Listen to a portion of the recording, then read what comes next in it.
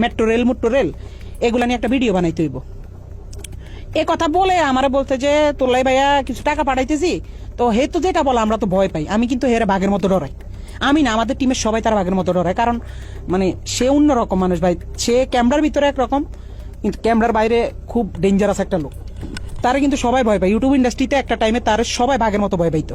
সবাই তার অফিসে ডাকাইতেছে, যারা আমরা টিমের যারা মানে ছাত্র আন্দোলনের সময় তার বিপক্ষে চলে গেছিলাম। তার বেল্টের বাড়ি আমার তো বেশি কেউ খায়নি।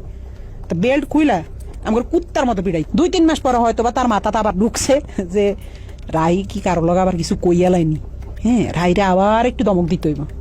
কেমনে বড় একটা নেতার সামনে হয়তো ফোন টোন দিলে আমি একটু ডরাই যাই। আমি তো ডরাইলে আসলে আমি কিন্তু ভয় পাই। তো হঠাৎ একদিন রাইতে আমি নোয়াখালী 10:30-11টার দিকে হঠাৎ একটা ভিডিও কল। তো ওই দাফে দিয়ে তো আবার তলপেটে কামড় দিয়েছে। আল্লাহ এতদিন পর হঠাৎ কল দিয়ে আবার কি জানি কি কয়। হঠাৎ ফোন দিয়ে কয়, শুন তোর লগে একজনের সাথে একটু কথা বলাই দিবে, বুঝছস রাহি? আমি কই জি ভাইয়া, কোনো সমস্যা নেই বলেন। পরের দিন দেখলাম হঠাৎ করে বিপিনুর ভাইয়ের সাথে আমার কথা বলাই দিছে ভিডিও কলে।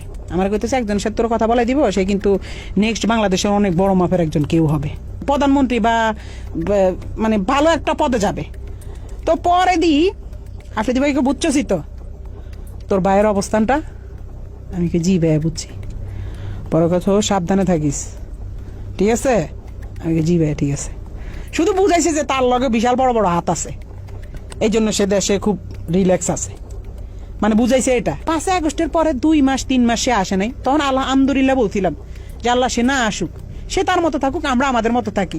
আমরাও তার কাছে যাইতাম চাই না, সেও আমার কাছে না আসুক। যে মানুষ 5 আগস্টের পরে আইসা দেশে স্টে করছে, সুন্দরভাবে থাকছে, আল্লাহ তো আপনার সুযোগ দিছে। কিন্তু না, আপনার ভিতরে তো ওই মনুষ্যত্ব না। আপনি শুধু রিভেঞ্জ, কারে কারে ধরবেন, কারে কারে মারবেন, কারে কারে কি করবেন। আপনার মনের মধ্যে শুধু এইসব হারামি। আল্লাহ কি আমরা ছাড় দিব? এসব কারণে তো আল্লাহ মনে ছাড়